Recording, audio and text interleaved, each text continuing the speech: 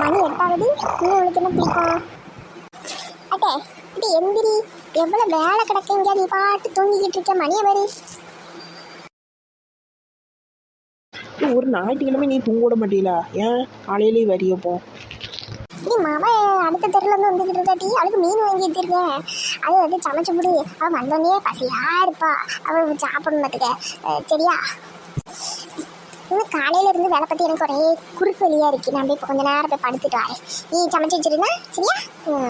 ஷபா இந்த கிழவிக்கு கொழுப்பை பாரு.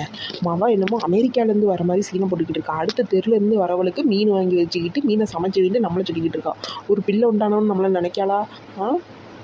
இவருக்கெல்லாம் நரகத்தில் தான் இடம் கிடைக்கும். இப்போ மவகறி திங்கிறதுக்கு நம்ம காலையிலேயே இருந்துச்சு சமைக்கணுமா? ஏன் அவளையே செஞ்சு சமைச்சு தின்னுக்கிட்டு இருந்தானே. வரட்டு மீன் குழம்புல மிளகாத்தூள் அள்ளி போடுறேன். 2 பேரும் சாப்பிட்டுட்டு பாத்ரூம் பக்கத்துலேயே கிடங்க.